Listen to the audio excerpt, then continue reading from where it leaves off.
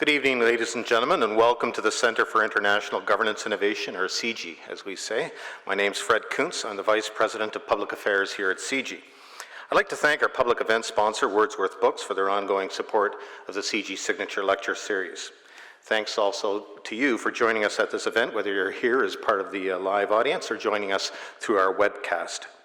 Following this evening's address, we welcome questions from both audiences here at the CIGI Auditorium at the microphones at the bottom of the stairs, or through the live chat function on your screen if you're watching from home.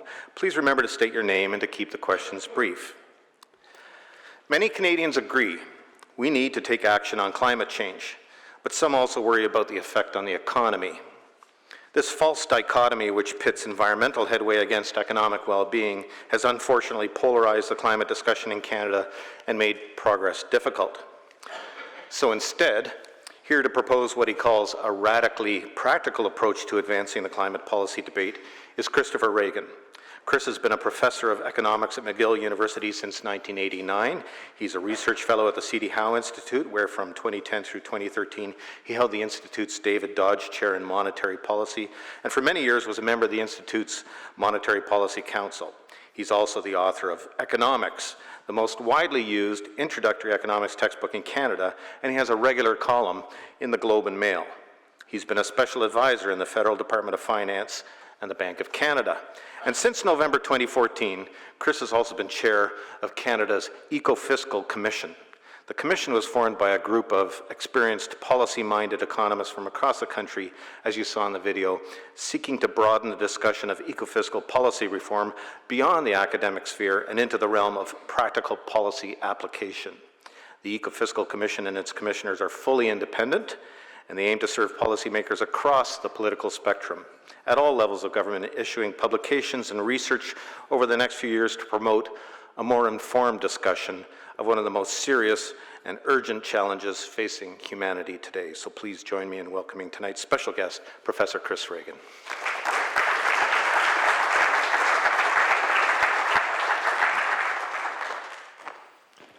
Thank you very much, Fred. Thank you all, and thank you to CIGI for inviting me. It's wonderful to be here. I've been in this room speaking once before, and every time I come into this room, or at least both times so far, I just think that McGill desperately needs a room like this.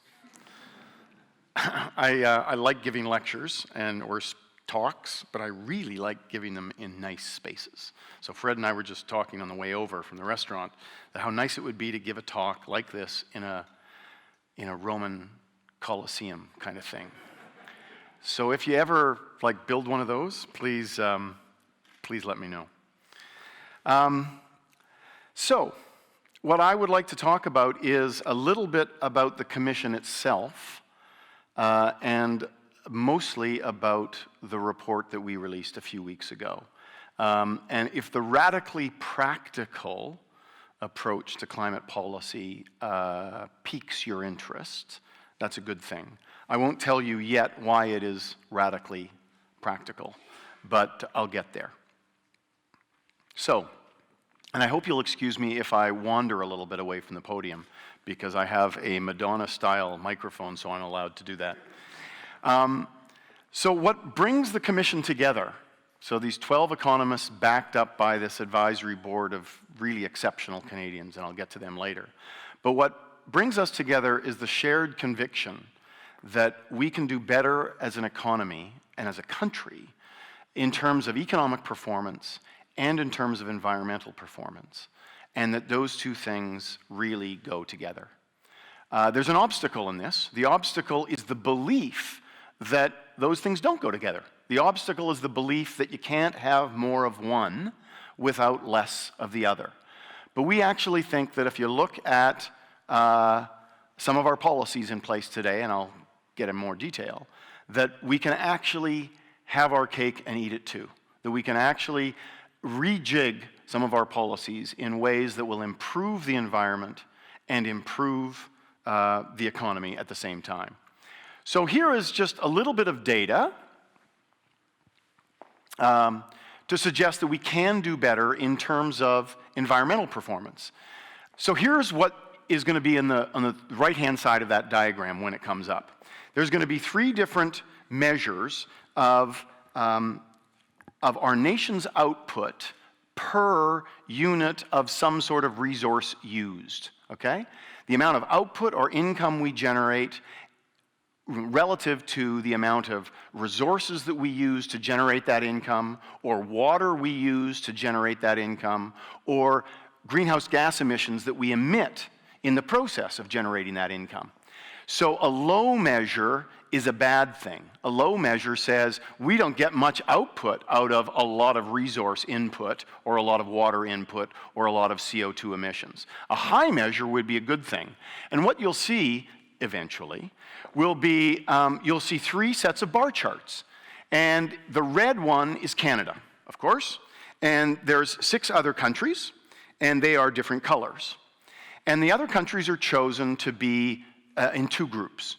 The other countries are some of the kind of usual comparator countries, rich G7 type countries, the UK, United States, Germany, etc. But there's also a couple of countries that are chosen because they're small and they're resource intensive, Norway and Australia. And when that chart goes up, what you'll see, interesting, I mean, I think this is a test. I think this is a test. What you'll see is that Canada actually is lower than the other 3. Look at that. 3 right-hand side sets of bar charts. You'll see that Canada is lower than most of the other countries, which means we are inefficient in terms of our use of resources, not our production of resources, our use of resources when we produce output, and our use of water when we produce output, and our emission of CO2. We just do a lot of that resource use in terms of our producing. So we could be better in terms of our environmental and our resource performance. And so the screen you see here is 3 sets of bar charts. This is about our performance in economic terms. So what you'll see is 2 things that I'm going to draw your attention to. One is our GDP per capita. That's a measure, that's the broadest measure of average per person income. GDP being gross domestic product. And Canada does very well. Canada's not the highest in this group of countries, but we're pretty high. But you all know that. You know that we are a rich country, and we are lucky to be in a rich country. But the problem, when you see this graph, is going to be in the middle set of figures, because the middle set of figures is going to show how Canada performs in terms of innovation relative to the other countries. That middle set shows that Canada doesn't do too well in terms of our innovation performance relative to these other countries. So here's the connection between the second set of figures and the third, the ones on the right, is that what drives GDP per capita over the long haul, and I don't mean over 1 year to the next, but over 5 years and 10 years and 30 years, what drives per capita income is productivity growth. And what drives productivity growth is innovation. So even though we're doing quite well on the right-hand side of this figure, if we don't pick up our game in the middle part of this figure, we're not going to be able to continue doing well on the right-hand side. Poor performance in innovation will threaten our current high living standards. So we've got to get more innovative if we want to sustain our richness. So we can do better in terms of the environment, and we can do better in terms of the economy. So what's our solution? Just take a moment to read this cartoon. If some of you have bad eyes, I will read it for you, because I couldn't read it from back there. Our goal is to write bug-free software. I'll pay a $10 bonus for every bug you find and fix. Yahoo, we're rich, yes, yes, yes. And then the manager says, well, I hope this drives the right behavior. Well, I'm going to write me a new minivan this afternoon. So, 2 messages here. Incentives matter. And you got to get the incentives right. So what are the incentives that I'm talking about? Well, we have a fiscal structure in this country, or plural, fiscal structures. The way that our governments, whether they are municipal governments or provincial governments or federal governments. We have governments that collect revenue in a variety of ways, and then they spend revenues in a variety of ways. And those tax systems, the systems that are designed to collect revenue, aren't just about collecting revenue, though that's an important function that they serve. They're also about collecting revenue in a particular way, and this is where incentives matter. Our tax systems, plural, currently, are replete with features that influence behavior, and they're designed to influence behavior. How many people in the room have an RRSP? RRSPs are tax designed, incentives designed to provide you with a financial incentive to save more. And they are actually pretty effective at doing so. TFSAs, different structure, same basic goal, designed to change incentives in such a way that you save more. Investment tax credits are things built into the tax system designed to change firms' behavior, designed to provide incentives for them to do more investment. Accelerated depreciation allowances are designed to increase investment. They allow firms to write off the cost of investment sooner and therefore provide an incentive to actually increase investment. Tuition fee tax credits are designed partly to actually provide incentives to go to school more or to have more people going to school.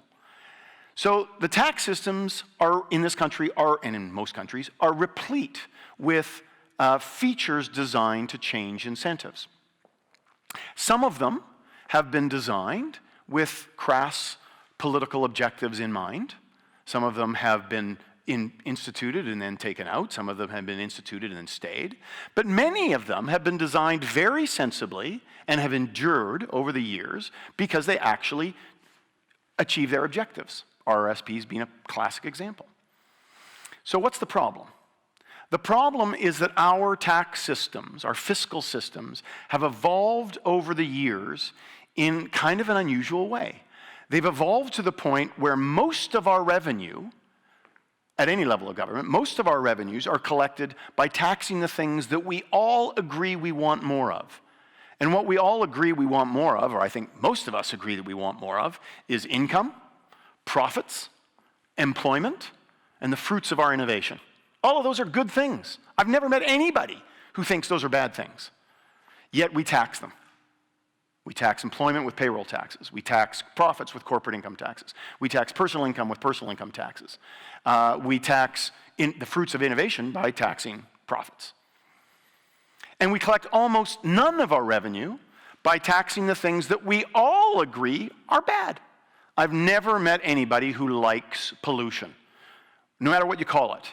Carbon emissions, dirty water, air pollutants, particulates. I've never met anybody who says those are great things, yet we tax them almost not at all. And by not taxing them, you're effectively encouraging them. So, our policy approach, the Ecofiscal Commission's policy approach to rejigging the fiscal structures is to rejig those incentives.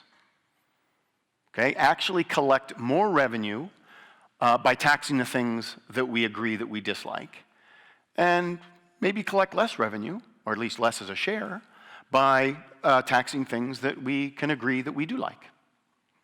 And there's a fiscal opportunity here. So what does this graph show? This graph shows for our 7 countries the share of GDP, the share of national income that is collected from environmentally related taxes. Gas taxes would be in there, okay? So the numbers are pretty low. The United States is about 0.5% of GDP. Canada is just a little bit over 1. The other countries are a little bit over 2. So you can look at this chart in 2 different ways. You can look at this chart and say, wow, Canada could do better. We could double the amount of revenues that we collect from environmentally related taxes by going from 1% of GDP to 2%. And then we'd be kind of like Germany and the UK. Well, that's a fair interpretation. The other interpretation of this figure is much bigger. And you think about how much of GDP, how much of national income is collected in any kind of tax revenue in any of these countries? And the answer is between 35 and 45%. Depending on which country you choose, it's going to be 35 to 45% of GDP that these governments, all governments squished together, national, provincial, municipal, that all governments squished together collect as a share of GDP. 40%. And we're collecting currently 1% from environmentally related taxes. So what's the opportunity? The opportunity for all of these countries is to say, let's massively scale up the share of our revenues that we get from from taxing pollution, and let's scale down the amount of revenues that we get from taxing the things that we like. So just imagine if Canada were to quintuple its 1 percentage point from 1 to 5, and then scale down its income or other taxes by 4 percentage points. You could leave total government revenue and the scale of government unchanged, but you would, by 4 percentage points, you would have shifted the tax system away from taxing things that you like toward taxing things that you dislike. So that's one way to think about this. So, what are the policies that we're going to suggest?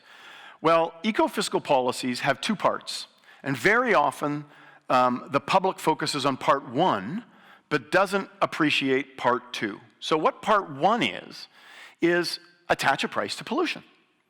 Attach a price to residential garbage by the bag. Attach a price to effluent going into rivers and streams.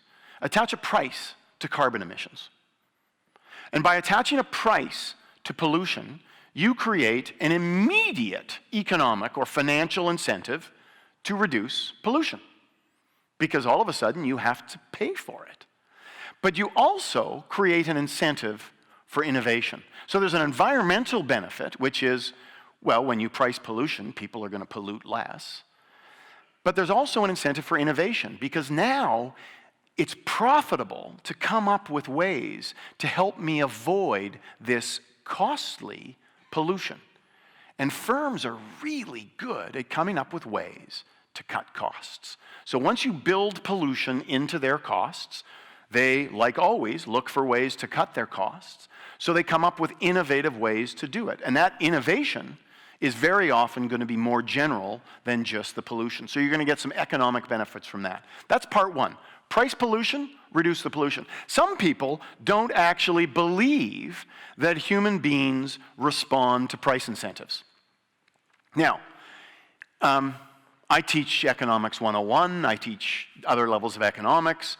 Certainly after Economics 101, most economic students believe that people respond to prices. But it's always kind of struck me as weird how hard it is to convince people sometimes that you do respond to prices. So some people just don't think that humans behave this way.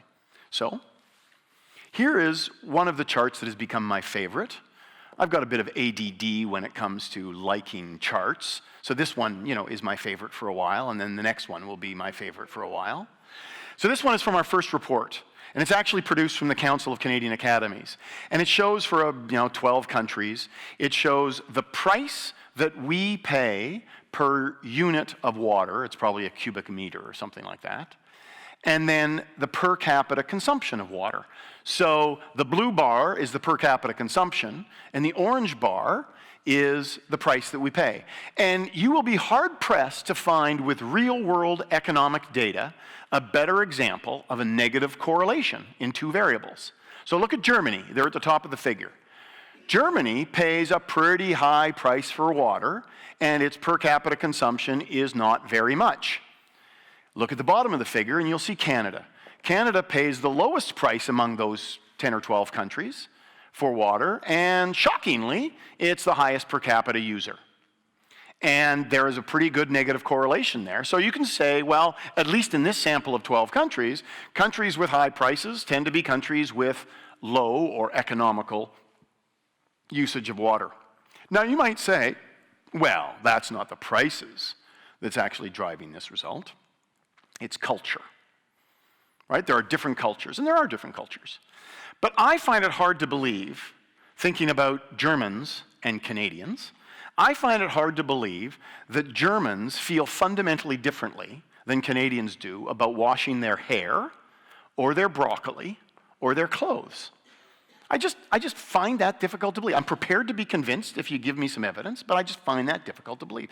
I do believe that Germans probably feel differently about watering their lawn than Canadians do. But I would also argue that's partly because we pay a very low price for our water, and we have nice big lawns, and we have no compunction about watering our lawns. So this is not the statement that prices is the only thing that matters. The Ecofiscal Commission encounters all kinds of critics, and one type of critic is the one that says there's more to the world than prices. And we say, you betcha, there is more to the world than prices. But make no mistake, prices matter. Prices do change behavior. So what's part two of ecofiscal policies? Part two is, well, if you're going to price pollution, so you're going to charge every time somebody emits carbon or puts out a bag of garbage or dumps effluent into the water or into the air. If you're going to charge every time that happens, you're going to collect some revenues, because you're not going to eliminate it to zero. So you're going to collect some revenues. And then the question is, what do you do with the revenues? So this is where we talk about revenue recycling. And this is where the lion's share of the economic benefits come in from the policy. Part one was about creating the incentive to reduce pollution. But now we've now collected some revenue. Part two is, what economic benefits can we drive from recycling these revenues? So how could we use these revenues? Well, maybe we cut taxes. Maybe we cut personal income taxes. Maybe we cut corporate income taxes. Maybe we invest in clean tech, public support of clean tech. Maybe we use it to provide public transit or other elements of critical public infrastructure. Maybe we use it to reduce debt. And there are other options. General support of R&D. Income transfers direct to low-income families. Lots of options for recycling the revenues. And the nature of the benefits that you're going to get from recycling the revenues depend a lot on which one of those you choose, or indeed which combination of those you choose. So that's part two of ecofiscal policies. So what are the Canadian opportunities for doing this? There's lots. So we are actually a very narrowly defined or mandated commission. We are going to look through this lens called the ecofiscal lens. We're going to look for opportunities to price pollution and recycle the revenues. Price pollution, recycle the revenues. Very narrow. But there's a lot of situations where this applies. So you could talk about road congestion pricing. Road congestion pricing is both an environmental issue and an economic issue. Cars sitting in traffic, idling for minutes or possibly hours is clearly an environmental issue. But also the amount of time that we spend wasted, for the most part, in traffic is a huge economic cost. So road congestion pricing is an example of something that we will write a report on. Water use through metering and charging, but also water pollution. Landfill or I've talked about residential garbage by the bag, but you could talk about commercial garbage and construction garbage, because all of it's going to the same place, which is the landfill, and the landfill is the scarce resource that currently isn't priced much. I don't want to say it's unpriced, it's just priced at a very low rate. So if it becomes scarce, or more scarce over time, you want to think about how to reduce that garbage use, or landfill space use, through pricing. And carbon emissions is a big example, and there are other examples. If you want more examples, you can go to our first report and you can see a bunch of examples. But we will be doing reports on all of these issues. So what are we as a commission? Well, we are 12 policy-experienced economists from across the country. So that's the commission itself. And those commissioners are going to write and author a bunch of reports. Over the next 5 to 6 years, we're only 6 months into this, over the next 5 or 6 years, we will issue 2 major reports a year, and probably some little short, snappy reports too. We've got 17 advisors currently, and that advisory board is that group of exceptional Canadians that I referred to earlier. really exceptional Canadians. We call this a transpartisan advisory board. We've got people like Paul Martin and Bob Ray and Mike Harcourt and Preston Manning and Jean Charest. Getting Preston Manning and Jean Charest in the same hemisphere is interesting, okay? Getting Preston Manning and Paul Martin to agree on something is kind of interesting. We have Steve Williams, who's the CEO of Suncor, and Peter Robinson, who's the CEO of the Suzuki Foundation. And they're in the same room and on the same project. We've got Sheila Watt-Cloutier. We've got Janice McKinnon, a former treasurer from Saskatchewan. Jim Dinning, former treasurer from Alberta. Jack Mintz, Canada's #1 tax guru.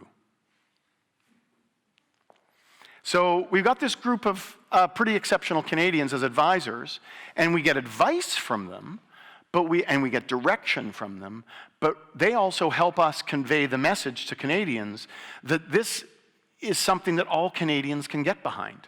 This isn't conservative or liberal or NDP. It's not East or West. It's not left versus right or business versus labor or young versus old. This is just good, down the middle of the road, sensible, practical Canadian policy. And we are independent. And I want to just emphasize the independence for a bit. We are not connected to any government. We are not connected to any political party, any political platform. I can assure you that my job as chair is to make sure that those 11 commissioners, I'm the 12th commissioner, that those 11 commissioners can reach an agreement on the reports that we're writing. And these are, these are type A personality people. And so making sure that I promise you they're independent, okay? I've sensed, I've felt tangibly their independence. And that independence is a crucial part of who we are and what we're saying. We feel that our message about using ecofiscal policies is buttressed by the messengers. That 12 independent policy experienced economists who are beholden to nobody ought to be listened to more than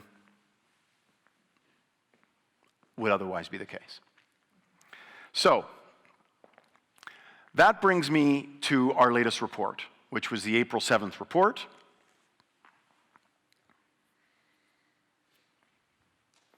Radically practical approach to climate policy. So why is this radically practical? Well, you'll see shortly.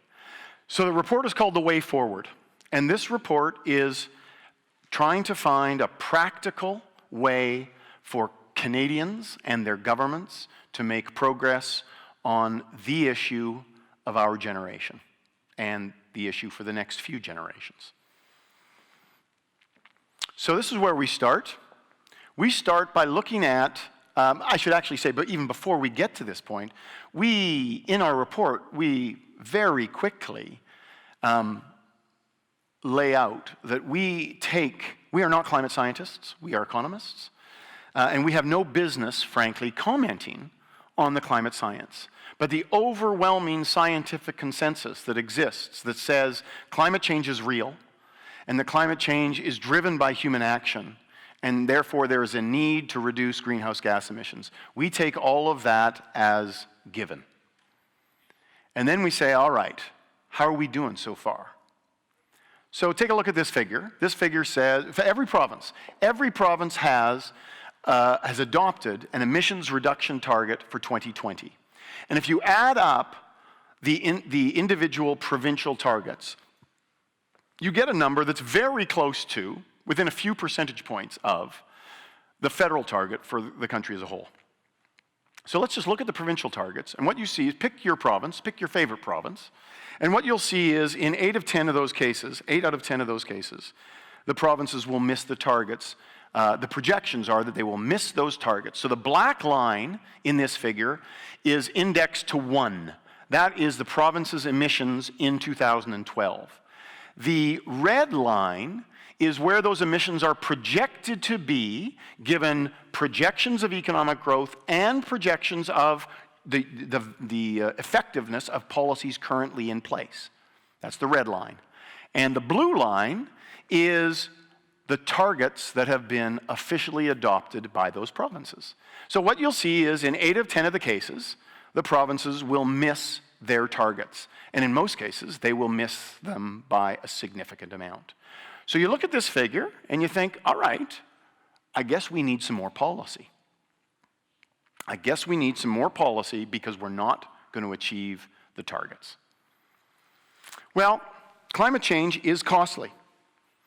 Okay? Some people actually think there are no problems associated with climate change. We spend some time in the report talking about how Canadians are experiencing costs today. We wanted to make this point because for many people this issue is very intangible. We wanted to make it more tangible. And while we didn't add up all of the numbers because we don't claim to have an exhaustive list, exhausting possibly, but not an exhaustive list of all of the costs from climate change that are going on in Canada, there's a lot of them. Every sector, every region is impacted. So whether it is the decline in the economic value of the Western Canadian forests due to the infestation of the mountain pine beetle, or whether it is the declining economic value of the mollusk industry in Atlantic Canada, or whether it is the fact that it takes greater and more expensive air transport to get supplies up to the Diavik diamond mine in Northwest Territories because of climate change, the winters are shorter and the winter roads aren't in place for long enough. Or whether it's the rising costs in shipping because of lower water levels in the Great Lakes, St. Lawrence shipping area, or a whole bunch of other examples in between.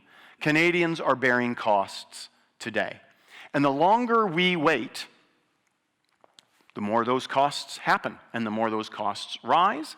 And also the longer we wait, the more it will be necessary to introduce policy more aggressively later on. And one of the things you don't want to do is shock the system. You can introduce gentle policy and have it change gradually over time. But if you introduce shock therapy, there's a shock to the economic system. So if you are a government and you would like to achieve your 2020 targets, and we don't put any particular magic on the 2020 targets, there's going to be other targets and other emissions reductions beyond that, that frankly in the longer scheme of things will be more important. But what we try to do is we do a modeling exercise. We run a horse race between the two options that governments face. So we take the 2020 targets at face value, and we say, if you want to achieve your 2020 target, you have two broad options available to you. One is that you can use regulations, and the other is that you can use a market-based policy that has pricing at its core. So let me explain what these are. A regulation, often called command and control policy, is where the government says, okay, this firm, this sector, you must reduce by 10% in such and such a time frame, and if you don't, you pay a penalty. And very often, regulations of this kind would say, everybody reduce by 10%. So that actually can be quite effective. If the penalty is high enough to drive compliance, emitters will say, okay, I'm going to reduce my emissions, and they've been told to reduce by 10%, so they'll reduce by 10%, and it can be therefore effective at reducing emissions. What it generally can't be is cost effective. And the reason that it can't generally be cost effective is because the government generally doesn't know which sectors and which firms can reduce emissions cheaply and which firms and sectors can reduce emissions only expensively. That's information that sometimes the firms and sectors don't know themselves. So the government generally doesn't know that, yet it's telling everybody to reduce by 10%.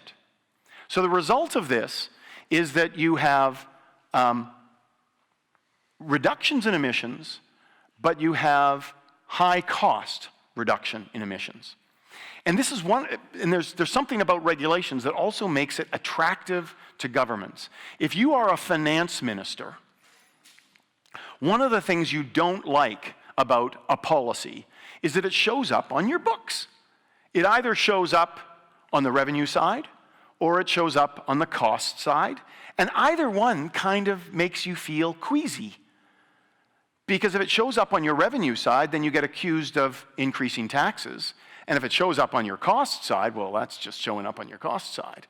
So when I can assure you, when I was at Department of Finance and as an advisor to Jim Flaherty, he didn't really like policies showing up on the books.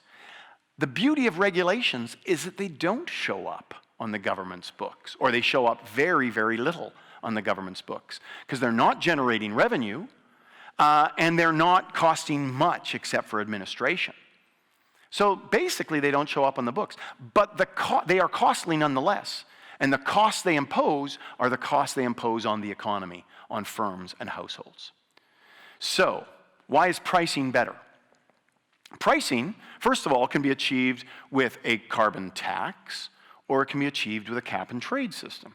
A cap and trade system is one where the government sets an aggregate, not by firm, not by sector, but an aggregate, economy-wide cap on the amount of emissions that are permitted, and then it prints up permits. So let's say in Ontario's case, where there's 160 megatons of emissions per year, the Ontario government would say, all right, let's suppose we want to reduce it in the first year from 160 to 150, so we'll print up 150 million coupons, and every coupon counts for 1 ton. And then we're going to either auction these off to the firms, or maybe we even give them away, or some combination. But then, and here is the magic part, not quite magic, but kind of cool, is that firms get to trade them in a marketplace. So that's the trade part of cap and trade. And as they trade these in the marketplace, a price is established. So whether you've got a carbon tax that directly sets the price, or you've got a cap and trade system that indirectly sets the price, both pricing mechanisms set a price on carbon emissions. So let's suppose that the price, tax or cap and trade, is $20 a ton. Firms and households, but most of this is going to be at firms, but I'll come back to that, say, ooh, if now every time I emit a ton of emissions, it's going to be $20 to pay. So now I have an incentive to avoid that. Some firms can avoid it cheaply, some firms can avoid it at high cost. What's going to happen now through the process of the market is that you're going to seek out the lowest cost ways to reduce those emissions. Basically, the firms that can reduce their emissions cheaply are going to do it, and they're going to sell their permits for a profit. And the firms that can only reduce emissions very expensively are going to reduce less, and they're going to buy permits. So there's going to be an active trade in permits. So the result of this is that you end up with a market-determined allocation of who reduces emissions, who doesn't. It ends up being done in a cost-effective way. Everything is transparent. And the last thing I will say about a big advantage of a pricing mechanism over a regulatory approach is that a regulatory approach provides no incentives to do better than the regulation. The regulation says you reduce emissions by 10%. And when you reduce your emissions by 10%, you're done. And then you stop. Whereas if you put a $20 per ton, or whatever the number is, $20 per ton price on emissions, there is an ongoing incentive for firms or emitters to get better, get cleaner, because every time they reduce their emissions, they're adding directly to their bottom line. So over a period of a year or two, that difference may not matter much, but this is not a short-run policy exercise. We are not thinking about policy for the next 2 or 3 years. We're thinking about policy for the next 2 or 3 generations or more. So when you start talking about 10 years and 20 years and 40 years, that price on carbon is going to drive innovation. And that's a very important benefit of pricing rather than regulations. There is a growing movement globally for carbon pricing, reflecting exactly the advantages of pricing over regulations. So this is a map provided by the World Bank, and every year that gets more color on this map. So the color is countries that either have carbon pricing in place or are in the midst of doing it, and they're deliberating and they're close to pulling the trigger. And every year there's more color on that map. So you may have been wondering, where's the radically practical part? So let me tell you that there are 2 sets of people who were puzzled by our report. One set of people were people that didn't think that much about the operation of markets. And because they didn't think about how markets operate that much, they might have been surprised to learn that carbon pricing is so much better than a direct regulatory approach. So this is people basically that don't think about markets, so we'll call them non-economists, or ordinary human beings. How about that? Ordinary human beings. And then there's the non-ordinary human beings, otherwise known as economists. Economists think a lot about markets. Economists did not learn anything from this about why carbon pricing is better than regulations, because this is mother's milk to economists. But the economists' eyebrows were raised when they got to the next part of our paper. Because economists who, for the most part, accept carbon pricing as a good way to do things, they say, well, when they think about a carbon pricing system in their textbook world, and I don't denigrate textbooks, is that we'd want a common carbon price across the country.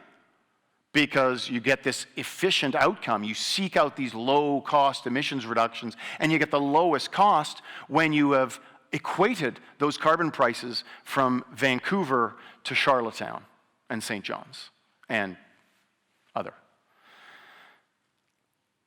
So they were surprised to learn that we were suggesting provincial carbon pricing. And because our focus here is on two things. Number one, on carbon pricing rather than the alternative, but on doing it provincially. And this raised the eyebrow of many economists who said, no, this is crazy. This is crazy talk. This is going to be an inefficient hodgepodge of provincial systems.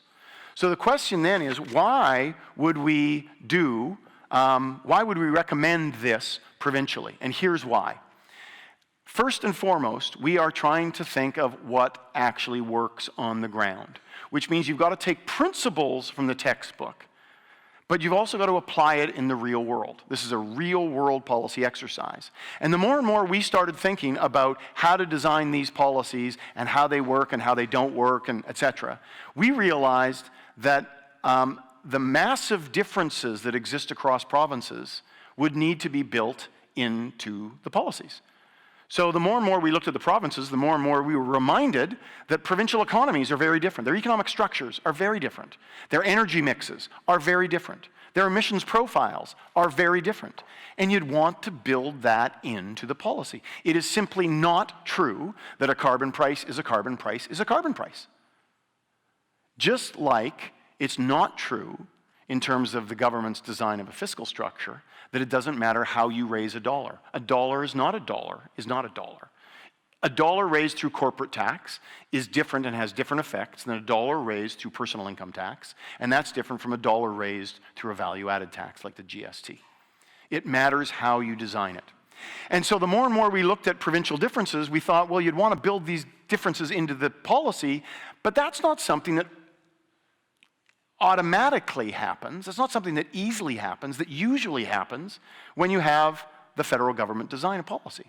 It tends to be a one-size-fits-all kind of thing. And the second thing is that carbon pricing is going to generate revenues. And if you're going to generate revenues that are going to flow from the provinces to the center, Ottawa, you're going to generate both economic and political challenges. And if you do this carbon pricing provincially, you sidestep those two complications instantly, simply, transparently. The province can design its own system, the province can keep the revenue, and the province can recycle the revenue in the way that most suits its economic needs and priorities. And you're going to design the system differently in different ways. You're going to recycle the revenues differently in different provinces. So it's interesting, you look at the three systems that exist already, and I'll come back to this, but the three systems that exist already in BC, carbon tax, Alberta, more complex regulation with elements of pricing, and Quebec, cap and trade system. Three completely differently designed systems, three completely different ways of recycling the revenue. Somewhere along the way you think maybe that's reflecting the differences in the provinces. And there are other reasons why we focus on the provinces. One is provinces are already acting. There's momentum. Those 3 provinces already have a policy in place. The discussion was live in Ontario. The discussion is live in Nova Scotia. Since Ontario has revealed its intention to create a cap-and-trade system, Manitoba is starting to make noises about this. There's provincial momentum. And if you're looking for a practical way to drive policy, you want to take advantage of momentum. Provincial policies, like in many domains in this country, provincial policies can act as laboratories where different provinces try different things, some work, some don't work, and then you exchange information and best practices, and provinces can learn from each other. But I want to bring it back to those raised eyebrows of the economists who accuse us of advocating an inefficient hodgepodge. So we completely recognize that ultimately what you want is a common or a consistent carbon price across the country. But you don't have to start there. You can start with unilateral action, and you can work toward coordinating those policies and getting that consistent carbon price across time. So this is when we turn on the Geeky coefficient and we do some modeling. So for those of you in the audience who think about modeling, so there's probably 3 of you, this is a great part, so sit up straight. For those people who don't like modeling, sit up straight, because it's going to be good, okay? So this is what we do. We say, all right, province by province, what we want to do is we want to do a modeling exercise that runs a horse race. We're going to take at face value each province's desire to achieve its 2020 emissions reductions targets. Take at face value. You got 2 options. You can use a regulatory approach where you say, in this model, that what we do is we say, all right, every sector, 17 sectors in each of 10 provinces, every sector reduces by the same percentage, and that percentage is enough to get our emissions to the 2020 target. Okay? That's the benchmark. That's the first row in the table. Okay? That's number 1 horse in the horse race. And number 2 horse in the horse race is, let's achieve exactly the same emissions reductions, but let's do it with a pricing policy. And we're going to put the price into the system that drives the emissions reductions that's exactly the same emissions reductions. But what we're going to do is we're going to do this in 3 steps. We're going to say, let's introduce pricing, and then let's recycle the revenues and get some more benefits, and then let's link up the systems. So here is a geeky chart that I won't spend very much time on. This is in the report, so for anybody who really wants to dig into this, you can dig into this. But every one of these bars, there's 1 bar for each province, and it shows you the 3 different types of benefits. I would draw your attention to the average, which is the Canada bar, which is just a weighted average of all of those provinces.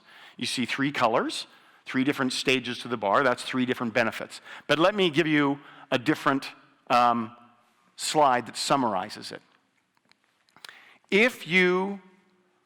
If horse number 1 is the regulatory approach and you achieve your 2020 target, and horse number 2 is the pricing approach that recycles the revenue, and then you connect up those provincial systems, the average benefit across all Canadian provinces is 3.7% of GDP in 2020. So let's just put that number in perspective. So let me just say it once more so you're sure what I mean. That if you use a pricing approach rather than a regulatory approach to achieve the same emissions reductions, it's better for GDP, national income, by 3.7%. Is this a big number or is this a small number? See, only economists think about percentage points of GDP because that's our job. Normal human beings don't think about this. So I can give you this number in 2 different ways. 1 percentage point of GDP this year is $19 billion. 1 percentage point, $19 billion. So 3% is 57, 3.7% is blah, blah, blah, something else, okay? But it's between 57 and 80, okay? That's a fair chunk of coin. But here's another way to think about it.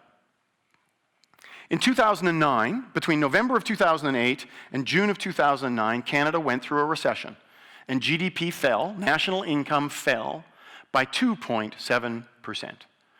2.7%, it fell, it lasted that, for about 9 months, 12 months. That was a major recession. That was the global financial crisis. 2.7% lasted for, let's say, a year. This is 3.7% forever. This is a permanent difference to GDP of 3.7% by using one method rather than the other. So if you thought the global financial crisis in Canada was a serious event, and most people that I know thought it was a serious event, then this is a more serious event. And as I said, provinces are already acting. The 3 different provinces that have systems have 3 very different systems. BC introduced a carbon tax in 2008 that has been driving down per capita emissions gently. Alberta actually was the first jurisdiction in North America to introduce any form of carbon pricing. It's got a more complex system. It's actually kind of a hard to understand system, but it's got elements of carbon pricing in it, but it's designed in a very different way. And Quebec has introduced a cap and trade system that really went live in terms of the auctioning off of those permits, and it's connected to California's system through the Western Climate Initiative in 2013. So Quebec's system, very well designed cap and trade system, but it is young. And it is so young that we don't yet know how effective it will be, but it is designed very well. But there's lots of details. In our section 5 of the report, we talk about details. So let me just go quickly through the kinds of details that matter. It matters how high the price is. This is what we call stringency. It's not enough just to say, I've got a carbon pricing in place, but the price is low. What's going to drive behavior over time is ultimately a price that's high enough to drive behavior. Now, a low price is enough to drive behavior, but a low price is only enough to drive a little bit of behavioral change. A higher price drives a little bit more behavioral change. So what we recommend that provinces do is to introduce a carbon pricing system with a low price. $10 per ton is where BC started. It's now at $30. Alberta's price is $15. Quebec's is about $12. So somewhere in that ballpark. But then the important thing is gradually ramp it up over time. And as you gradually ramp up that price, you will drive the behavioral change with households and firms, and you will get emissions reductions. It matters how broadly you design the system. You don't want to design the system to only focus on one sector or a few sectors. All emissions within the province are equally damaging to the environment. What you want to do, not only for political acceptability reasons, but for cost effectiveness reasons, is you want to cast your net as widely as possible and design that system with as much breadth of coverage as is possible. And then it matters how you recycle the revenues. And different provinces are going to make different choices. BC has chosen by law, right, they designed their system by law that it would be revenue neutral. Every dollar raised by the carbon price would be returned through reductions in personal and corporate taxes and transfers to low-income families. Every dollar. Alberta generates much less carbon revenue, but it sends it all into a technology fund to drive innovation, mostly in the oil patch. Quebec generates about $500 million forecast value of revenues, and it uses kind of a balanced portfolio of ways to recycle revenues. But a lot of it is going into clean tech and to green infrastructure. So different provinces are going to make different choices. So this brings me to the recommendations, which kind of follow directly from what I've said. Recommendation 1 is introduce a carbon pricing system in your province. Number 2 is ramp it up in terms of the price, the stringency. Ramp it up gently over time. Number 3, design your system with as broad a coverage as is practically possible. You might not start at 100%, but BC was at 70-something and Quebec is at 80-something. So you can do that. And then you can work over time to get in the extra bits and pieces. And the last one is design the system to your provincial specifications. Take account of the differences in your economic structure to design a system that really works well for your province. But keep an eye open and a mind open for linking up those systems over time, the different provincial systems, so that you can get that consistent carbon price and you can get that last bit of benefits. So that is the end of the recommendations, but I still have a couple of slides. So what is the elephant in the room?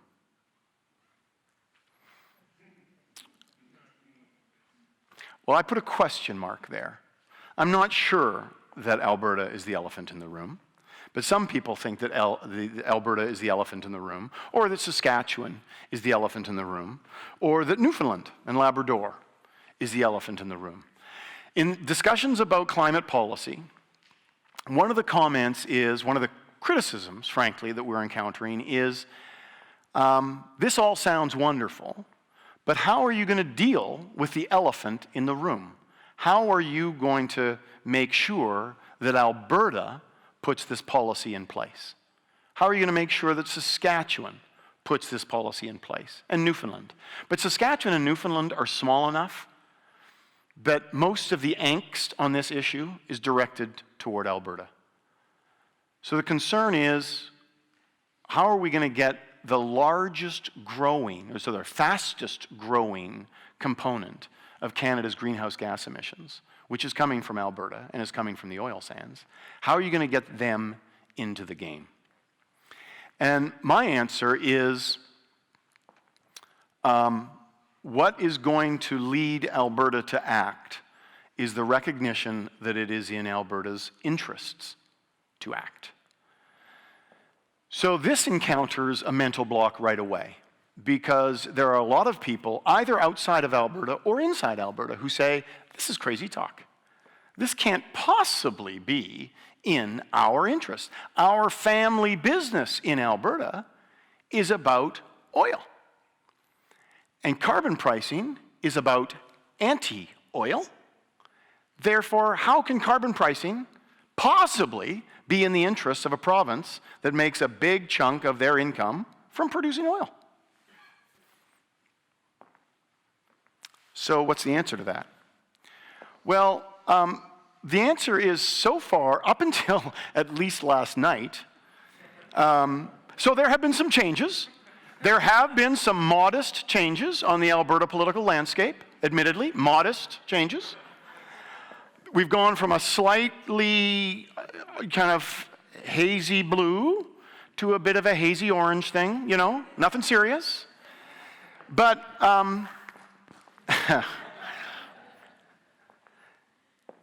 but the previous premier, I mean Jim Prentice, I guess he's still the premier today, he actually expressed a commitment to 2020 targets. I don't actually know where Rachel Notley's position is on this, but I suspect that we will learn soon.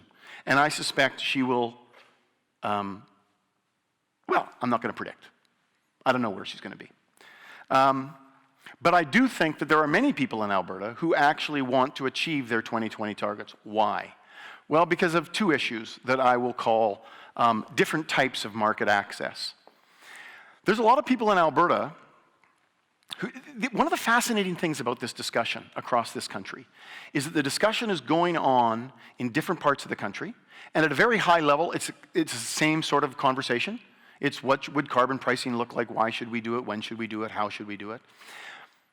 But the details of the conversation are completely different in different provinces. In Ontario has a different economic structure, and Ontario has a different fiscal situation than other provinces. So they think about it as fitting into a broad policy package in a different way than Nova Scotia thinks about it. Nova Scotia thinks about population outflow and industrial decline and trying to rejig their entire tax structure in a way that will actually keep business here and keep people here. And the idea of taxing pollution rather than income resonates with some people in Nova Scotia. Alberta has a bit of a fiscal issue. Perhaps you've noticed that. they've got a missing $7 billion. And they've tried to fill that hole with a little bit of work, and they still got some work ahead of them. But they've also got the family business. The family business in Alberta is about oil and natural gas. And so some people think that their family business, some people recognize, I would say, that the family business is actually being threatened today. It's not being threatened by carbon pricing, it's being threatened by, if anything, the absence of carbon pricing. Is that there is a perception in the world that Alberta, and sometimes this perception is about Canada as a whole, but there's a perception that Alberta isn't doing what it could do, what it should do on the environmental front. And because of that, there is restricted market access. There's not the access for Alberta's oil to get to world markets that it would like. Why is it that we can name the 3 pipelines that currently aren't being built? We can all name the Northern Gateway and the Keystone XL and Energy East and maybe even the Trans Mountain. We can all name those pipelines. Yet there's 100 pipelines in this country that have been built over the last 40 years that none of us know the name of. Why? Because they got built and they were just not an issue. Pipelines have become a flashpoint, as have the oil sands, partly for a perception that that province is not making environmental headway. So you can argue, and this is a good debate, you can argue that if you actually had better environmental policies in place, which would include carbon pricing in my view, then you might actually get more of that market access. But the argument that really resonates with me is the next one, which is also about market access, but it's about a different kind of market access. If you look at the International Energy Agency's forecasts for energy use in the world, energy use, not surprisingly, matches more or less GDP growth. If global GDP is going to grow at 4.5% per year over the next 50 years, energy use will grow by about 4% because we get energy more efficient by about 0.5 percentage point a year. And from that, you can come up with a forecast for oil use, because oil is a wickedly efficient energy source. And so those forecasts go from 93 million barrels a day today. I'll just repeat that number. 93 million barrels per day today of oil. Just take that number, multiply it by 365. Take off a couple of weekends if you like. Okay, multiply that by the world price of oil, and you know how big the oil industry is. It is just a big honkin' industry. But those forecasts show that oil use is going to go from 93 million barrels a day today up to 100, and then up to 110, before it then starts coming back down to 100 and 90 and 70 and 50. And it's going to take 50 years to make that transition toward low carbon, non-fossil fuel energy sources. It's just going to take a long time. So what happens in the intervening 50 years? Well, there's still a whole whack of oil that the world is going to be chugging down every day. And Alberta would like to sell its little sliver of that amount of the world demand. It would like to sell 3.5 million barrels a day or 4 million barrels a day. And how is it going to sell its 3.5 or 4 million barrels a day? Well, one of the problems is that Alberta oil, for the most part, is high up on the world cost curve. And as the world increasingly demands lower carbon products, lower carbon production methods, as they start to price carbon, because they are starting to price carbon, then if you're not pricing carbon, you're going to end up at the high end of the cost curve and you're going to get bumped out of that market. So the argument I would make, and I have made and I will continue to make in Alberta, is that it is absolutely in the interest of your family business, in the long run family business, to actually put carbon pricing in place. That carbon pricing will be a cost, but it's much more than a cost. It will be a cost that will drive the innovation that will be necessary over the long haul to make your product cleaner, more efficient, lower cost, so that in fact you can actually continue that family business for the next 10, 20, 30 years. Where you don't want is the world moving in this direction and Alberta producers remaining high up on the cost curve, and as the world then makes this transition, we just get bumped off. And I would make exactly the same argument in Alberta, in Saskatchewan and Newfoundland. It is my last, look at that, it's my last slide. So I'm done. Thank you very much, and I am more than happy to take whatever questions you may have. Thank you.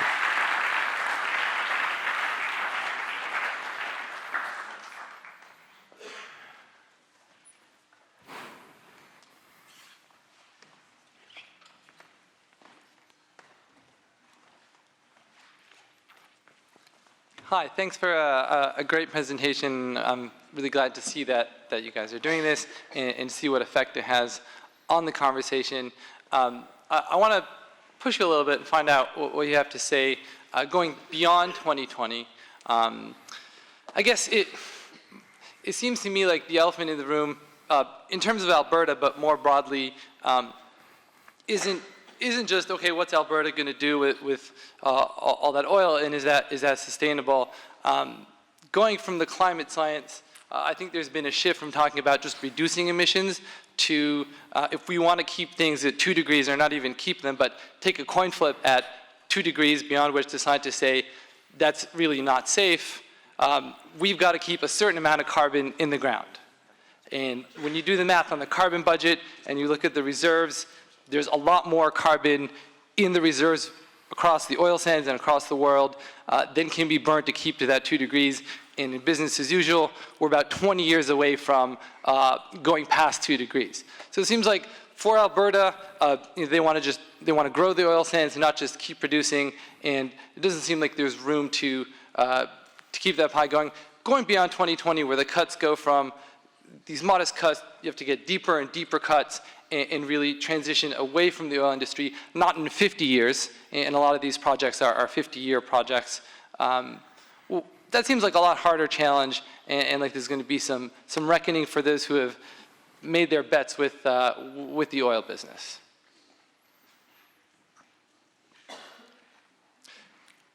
And the question is?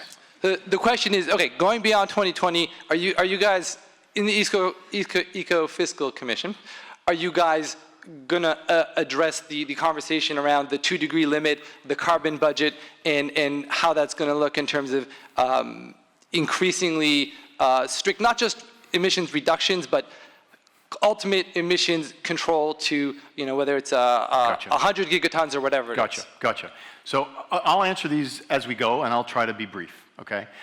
The short, honest answer is, I don't know whether we will address that.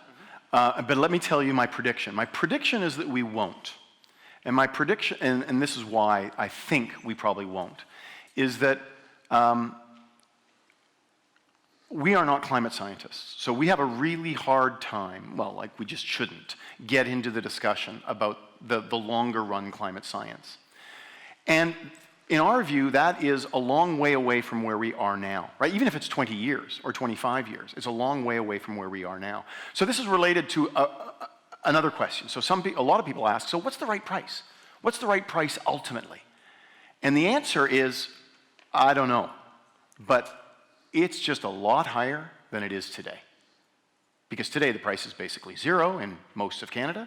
And we need to get up to, and I don't know whether we need to get to 100 or 150, and this is related to another question, right? So we say our focus right now is to talk about ways that governments can actually break the impasse, get policies in place, and get on a sensible track.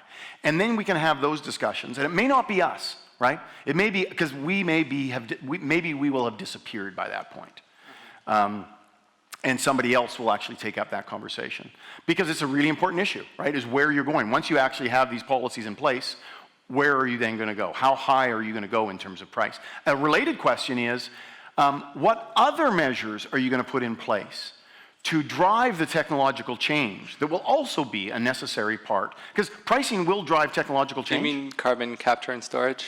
Well, no, it could be carbon capture and storage, but it could be can you just generate renewables in the scale that you need, scale up enough, timely enough to generate the transition that you're talking about. Pricing will drive innovation and will drive change. The debate is, will pricing be sufficient to drive the innovation you need scaled up enough, fast enough? And frankly, my answer is, I don't know.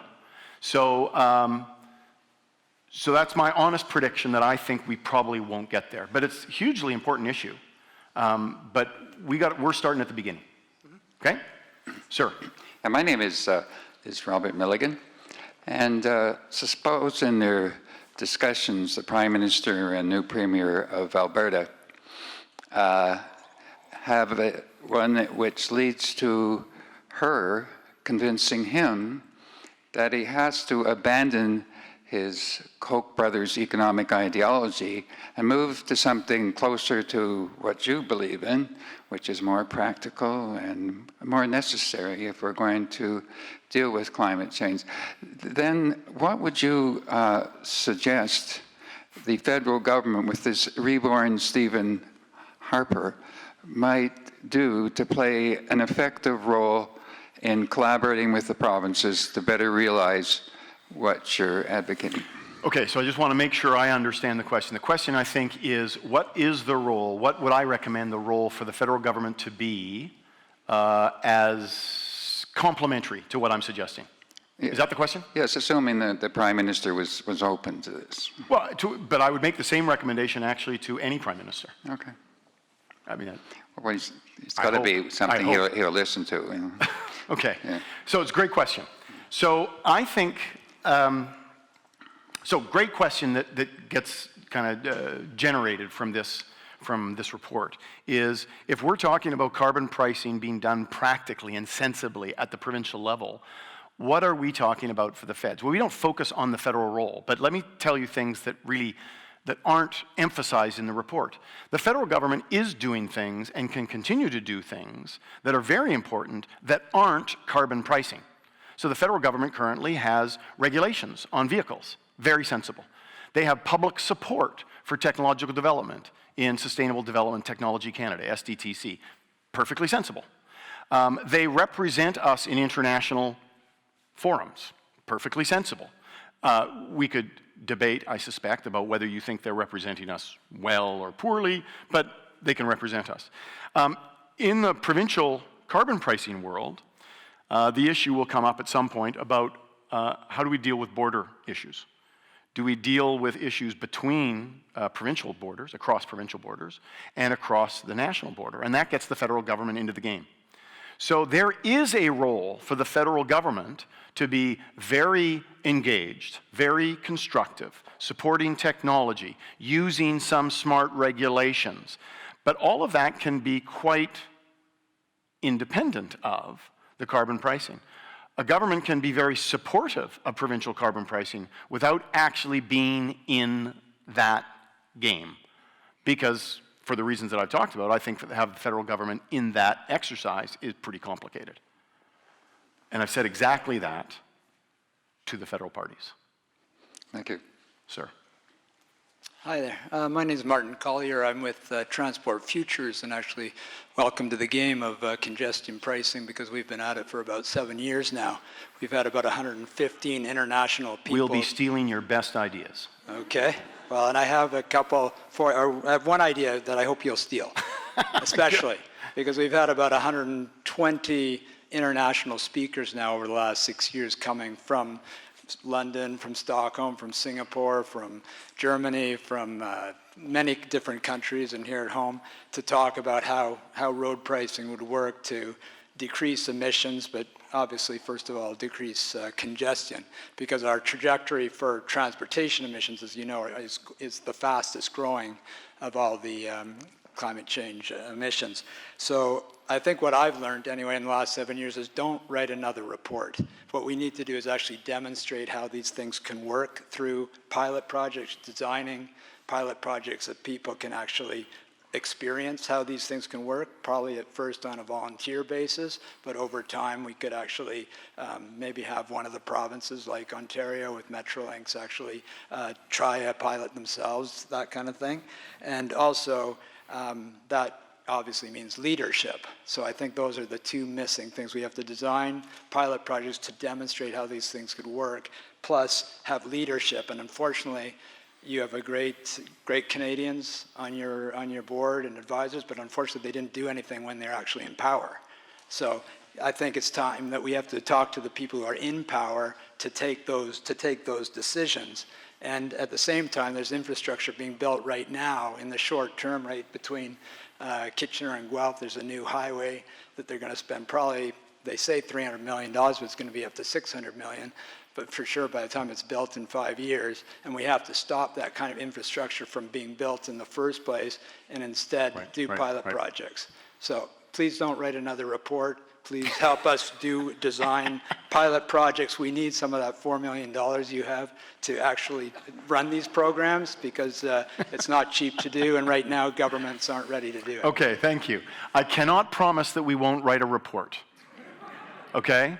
But I do promise that we will write a good report, not suggesting that other reports were not good. But our reports are a little different, because we really are focusing on what can practically work in terms of road congestion pricing, what can work, and so we've got an interesting paper in the works. But I really like the idea. We can't do a pilot project, at least with our current budget. But talking to some of the larger cities about doing pilot projects, I completely agree with you. What you're saying, we don't need yet another report to sit on a shelf. Reports have all been written. They've all been written. They're all out there. And we've read most of them. I can give you the people who've done it, so why waste time doing another one? We got to get done. We've been talking about it for 7 years, and it just means more talk, more talk, more talk. We got to do action, and that's the best way to demonstrate to people who are, a lot of people, not actually, I ran for election in Guelph just to see what would happen if I went to the doors of people and actually talked about road pricing and parking pricing. And what happened? And 90%, when you explained it to them, were very interested and actually supportive. So I didn't win. I got 1,300 votes in 6 weeks, which wasn't bad for that short time. You need to get that 90% I need to get out there 92. earlier. So I was too busy talking about road pricing. Thank you. Okay, well, we'll continue the conversation. Good, thank you. Sir. My name's Donald Fraser. I'm a retired lecturer, and my question is about carbon cap and trade. How is it possible to actually police, with all the companies there are and all the carbon use, how is it possible to police if, the amount that they really use, or to really check to see if they use what they stay within their permits that are sold to them? Good question. And this is a question that applies not just to cap and trade systems, it applies to a carbon tax as well. Because in both cases, what you need to do is to be able to monitor emissions from the emitter. So let's suppose you've got a coal-burning electricity generating plant, right? So you've got emissions that are going up the smokestack. You need, whether it's a carbon tax or a cap and trade or a more complex hybrid system, whatever the system is, if you're going to charge people for a ton of emissions, you have to be able to measure the emissions. So in both cases, this is a problem to be solved. But this is not a big problem, okay? For large emitters in particular, measuring emissions is not a big deal. But you've got to not just measure, you've got to monitor. You've got to be able to say, oh, hold on, you've only got 10 permits, but you've emitted 12, therefore you've got to pay for 2, or something like that. So this is an issue. This is, by the way, also an issue for income tax, right? We have to measure your income tax. We have to monitor to make sure that you're declaring all of your income. So anytime you have a tax system or a revenue collection system, you have the measurement and monitoring and enforcement problems. So while there are challenges to these systems, I would not say that those are at the top of the list. Thank you. Sir. Hi, I'm Jesse Wilson. You talked a lot about incentives. Could you talk a little bit about the negative incentives, about things like, we're going to build our factory. Are we going to build it in southwestern Ontario where we have to pay for carbon? Or are we going to build it in Pollutopia where we're carbon emissions free? In where? Pollutopia. It's the place where you can pollute for free. I was thinking, Ohio? Ohio? Well, where is that? Pollutopia. I like that. I like that. Okay. So just on incentives, if you want to read a good book about how incentives are cool and how incentives matter, I recommend that you read Freakonomics. Okay, Freakonomics, and there's, Freakonomics 2 and, super Freakonomics and Freakonomics all over again. I mean, it's now an industry. But it is a very readable book about incentives in bizarre places and understanding why they matter. So that's that. Great question. So this is a really important, this is the issue of competitiveness for firms and leakage. So let's suppose you're in Ontario. Ontario introduces a cap and trade system, and the cap and trade system generates a $20 per ton carbon fee, carbon price, for every ton of emissions. And New York and Ohio and Pennsylvania don't. Now, all of a sudden, you have a plant that's maybe a car plant, or maybe it's a solar panel production facility, whatever it is, that says, oh, well, now I actually have to pay the carbon price in Ontario, but I don't have to pay the carbon price in Ohio or New York or Pennsylvania, so I'm just going to zip across the border, okay? And when they zip across the border and they pick up shop in Ontario and they plant themselves in Plutopia, it's just not rolling off my Plutopia. We'll just miss the first O. When they plant themselves in Plutopia, you will have borne the economic cost of their departure. Their emissions will have fallen in Ontario, but the emissions will rise again in Plutopia, and global emissions will be unchanged. So this is bad. We want to make sure this doesn't happen. This is a really important issue. And jobs don't get created in Ontario. No, that's right. So I said the economic costs, right? Because you lose the production. So you want to pay attention to this. So a number of comments here, and they'll come gushing out in no particular order. But one of them is that this is not an issue for all firms in all sectors. There are some firms and some sectors that are particularly emissions intensive and that can easily move. And those are the ones where they're more likely to move than the others. Some sectors aren't emissions intensive. And so when they face the carbon fee or carbon tax or carbon price, it's just no big deal, okay? So, but you got to think about which ones are emissions intensive and which ones are trade exposed, because those are the ones that are potentially the problem. And when you do that, and I promise you there will be a report in our near future that looks at this detail, the number of firms and sectors for which this is a problem is small. It is a small subset of the total universe of firms and sectors. So that's the first point. The second point is this problem gets often exaggerated. Number one, because the people that are worried about this don't think about how it's a problem for only some firms and only some sectors. They just think this is a problem for everybody, and it's not. But it also gets exaggerated in another way, which is that, so right now, there is a $12 per ton carbon price in Quebec. There is a $0 carbon price in Ontario. When was the last time you saw economic activity flowing out of Quebec into Ontario, wait for it, because of the carbon price? I mean, you see economic activity flow out of Quebec into Ontario for all kinds of reasons, but is it because of the carbon price? And firms make their locational choices as a function of a whole bunch of things. Corporate tax rates, pension regulations, minimum wages, labor laws, price of real estate that matters for their ability to recruit workers, health plans. I mean, all kinds of stuff. And this is one more thing. So I would say in the long run, this is a really important issue. You want to get the prices the same on jurisdictions. And if the US isn't acting, then we don't want to get too far away from them. Okay? But that's not a problem now. See, we're kind of taking this practical short-run view. That might be a problem later, but we can deal with it through revenue recycling. So I can come back to that. But don't overestimate how important this problem is. BC has a $30 carbon tax right now. Alberta has at most 15. How many people are seeing firms flooding over the Rogers Pass into Alberta? Not very many.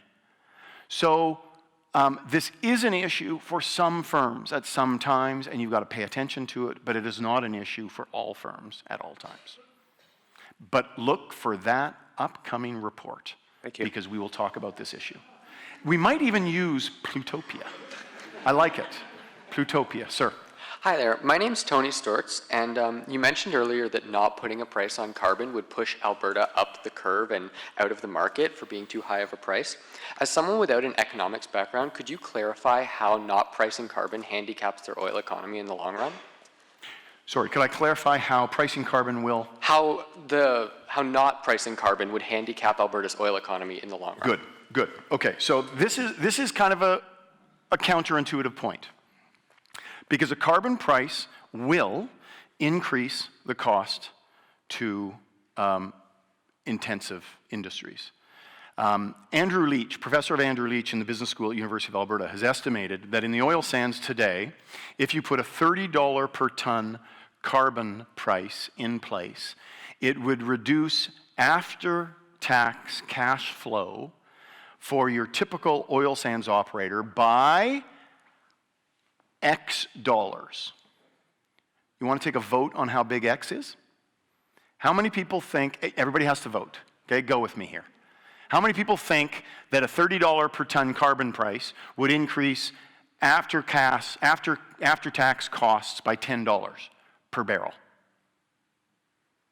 $5 per barrel, $20 per barrel. $20 per barrel? Some hands. His number is $1.50.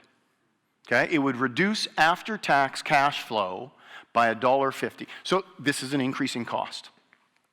So some people say, well, how could you impose a cost on an oil sands firm and have this do anything other than increase their cost?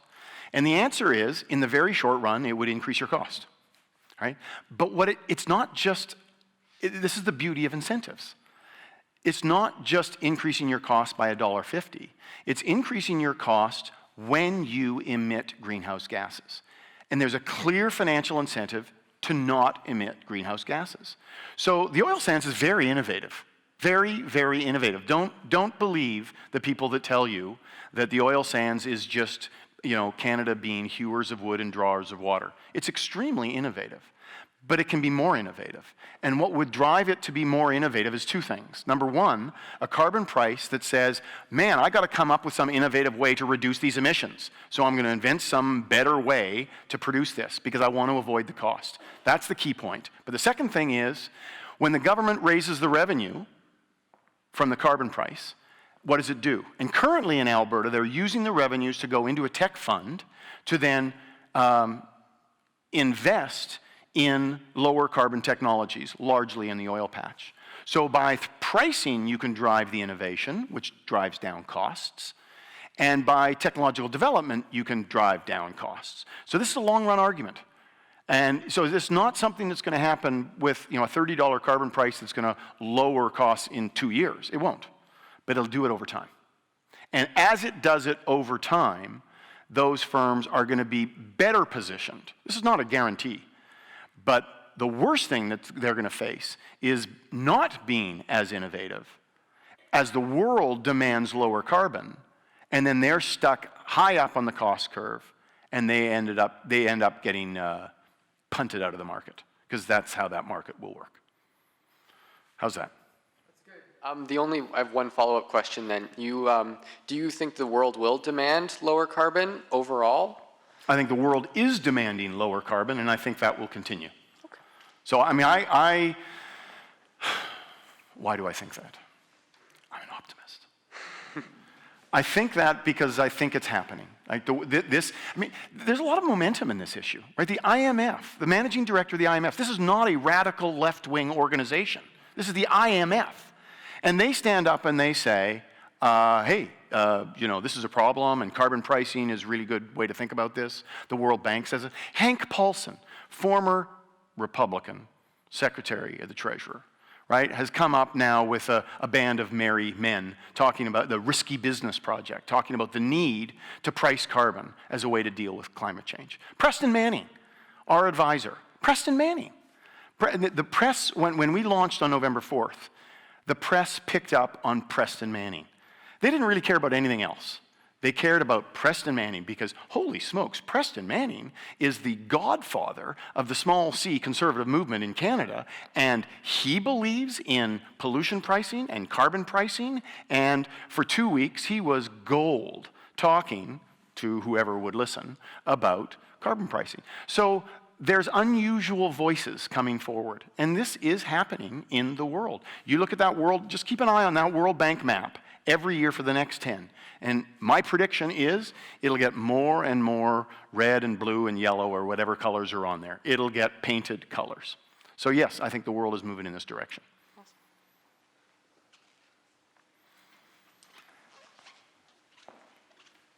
Do I do this question here? This question, can anybody see this question? No, only me. Then I can just make it up. Okay, I can't make it up. Regulations and pricing don't seem mutually exclusive. I agree. Is it not likely, even ideal, that the two operate together? Catherine A., great question. Absolutely right. So here's one of the dangers that we have encountered already. We are taking this very narrow lens. The ecofiscal lens. We're saying we are looking for opportunities to price pollution, recycle the revenues. This two-part policy, this is what we're going to think about. We're not going to think about a whole bunch of other types of environmental or economic policies. There's all kinds of good and bad environmental and economic policies, but we're going to focus on the ecofiscal ones. That's not because we think that pricing pollution is the only way to deal with it. It's a really good way, it's a really important part of an overall policy package, and currently it's a massively underused part in Canada and frankly in most countries. So our focus is on looking for opportunities to talk about ecofiscal policies, but absolutely there is a role for regulations. Some things are best done with regulations. If you've got situations where you've got a small number of emitters, pick your pollutant. Okay? Small number of emitters, and their technology is all roughly the same. Using regulations is actually pretty good. But for carbon emissions, you've got a very large number of emitters all over the place. Small, medium, large numbers, and their technologies are all completely different. This is just textbook land, perfect situation to use carbon pricing, where the benefits of carbon pricing or pollution pricing, will shine through. So yes, there is a role for regulations. I think you got to be careful about how you design those regulations, but you got to be careful about how you design any policy. So absolutely there's a role for both regulations and pricing. We're just going to focus on pricing.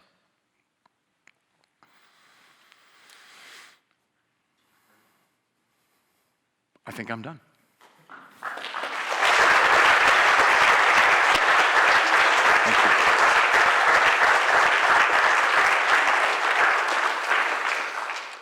A few quick comments before we adjourn. First of all, thank you, Chris, for your lecture this evening. I'm not sure whether we've all been radicalized or made more practical or both, but I'm sure that we understand the difference between regulatory and pricing approaches to climate change more clearly than we did, and we probably can see more clearly how economic and environmental interests can go hand in hand. These are early days for your Ecofiscal Commission, but if its goal is to inform and stimulate the policy discussion, then you're clearly already making good headway in these early days.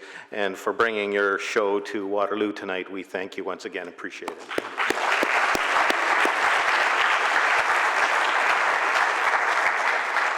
We're going to post the edited video of this evening's live webcast to the CG website, where you can see it without the glitches that occurred. Apparently our system didn't speak well with the PowerPoint, but it didn't show up that way on the webcast. So we'll also post a blog where you can add your comments if you wish. And then in the coming weeks, we invite you to join us for these events at the CG Auditorium. On Thursday, May 21st, we welcome Professor Michael Bell of Carleton University to discuss liberal attitudes and Middle East realities. On Wednesday, May 27, John Fullerton, the founder and president of Capital Institute, will speak to the CG audience on reimagining capitalism. On June 8th, we'll be screening the documentary film Red Lines. You saw the trailer just before this lecture about two young Syrian activists who launch a plan for bringing democracy to Syria. And then our season ender is on June 17th. It's our annual media panel, and it's co-sponsored by the Waterloo branch of the Canadian International Council. And this year, you'll hear about the need for Canadian reporters' eyes on foreign news, and our speakers include the top news executives of some of Canada's most influential media, the Globe, CTV, CBC, and the Toronto Star. So register for all of these events online and for our events newsletter, and thank you for joining this evening. Have a safe journey home.